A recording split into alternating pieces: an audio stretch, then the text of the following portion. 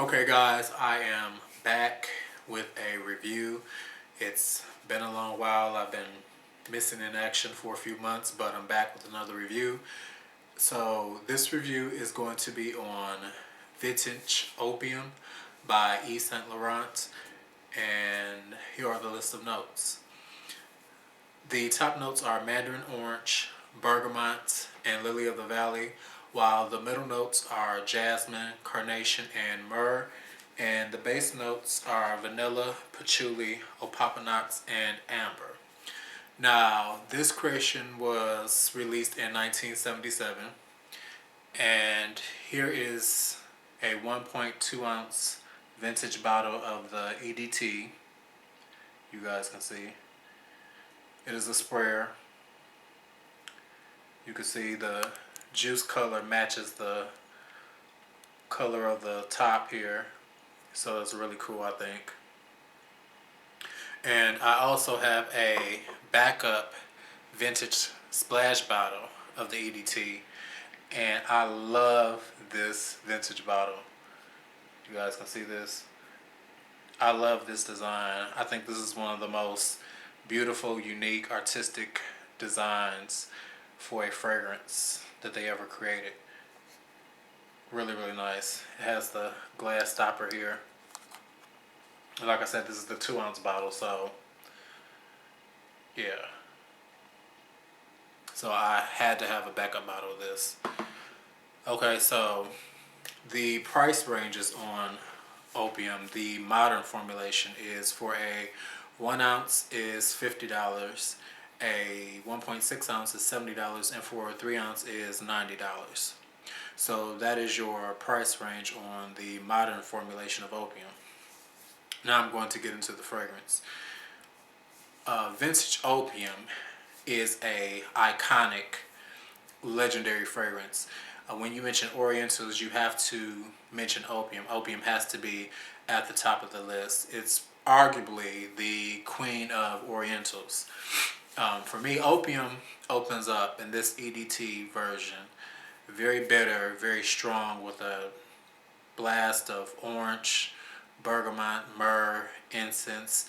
It's smoky, it's heavy, it's dense, it's loud, it's very strange. Uh, the top notes last a good long while. It's hard to decipher how long they actually last, but I get probably about 30 minutes to an hour. And the bass notes, I guess you could say, start to kick in. Funny thing is, with these bass notes, I'm sorry, not the bass notes, the middle notes start to kick in, and I don't detect jasmine. Jasmine is a favorite of mine. It's a sweet flower. These flowers are very muted in this fragrance, if you get what I'm saying. It's so smoky, it's so heavy, it's so dense. I hardly can detect any florals whatsoever.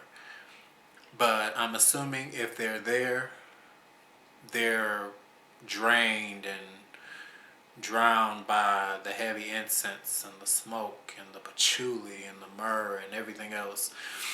It's weird because Opium is a manly fragrance to me. The women's version is a manly fragrance. This is the women's version, but it comes off unisex slash manly to me. It has a lot of manly qualities. A man can pull this off very, very easily with no questions asked. The bass kicks in with lots of patchouli, I guess some vanilla, the Opoponaux and whatnot, and it stays that way literally all day and until the next. Opium lasts for a very, very long time, and it projects for miles. The best time to wear this fragrance is the winter, hands down. A day like today where it's 22 degrees out, and I believe it's going to be about 12 degrees tonight. Perfect time to wear Opium. The colder the better. I would not suggest wearing this in the heat because it's really not heat friendly. Although I know some people who wear fragrances like this all year round, but it smells very stank in the summer. Very nasty, very foul. I don't like Opium summertime. I don't think it's not an appropriate season to wear it. Fall, you can get away with it best in winter. Spring and summer, no. It's just too heady, too much. My cousin Brenda, she loves this stuff. She actually gets a bottle every year for Christmas, the modern formulation of Opium. So it's a favorite of hers, one of her favorite fragrances. And I actually posted this scent, I remember one day in one of the fragrance groups, and the beautiful Michelle, she's lovely, she commented and said, "Oh, a man who wears opium and is carrying a piece, a gun, going to the gun range." She said, "Baby, you're just too cool."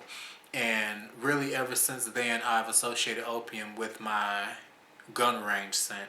When I go to the gun range, I grab opium because opium puts me in that type of mood. It's aggressive, it's dominant, it's just bold, and it fits the gun range very well. I would suggest wearing it also maybe out to dinner, a night out. I think it's a night fragrance. I would not suggest wearing it to work because I believe you will offend your coworkers. And for a lot of people in today's world, opium is dated to a lot of people's noses. It's totally different from today's mass market of fragrances. Where we are living in times of the sweet, sugary type of fragrance. Opium is the total opposite of that. So, for a lot of younger people, and by today's standards, opium would be considered outdated. But I beg to differ. I don't think it's outdated. I don't think it's old ladyish. I think it's simply marvelous. It's really, really good.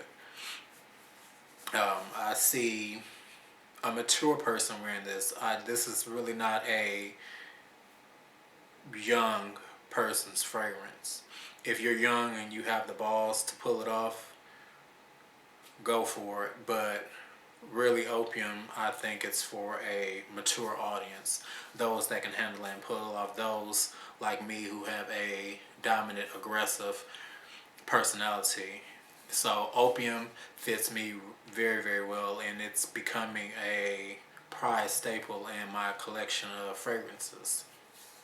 Um, Another thing that I wanted to point out about this fragrance is that the modern formulation compared to the vintage is simply, it's different.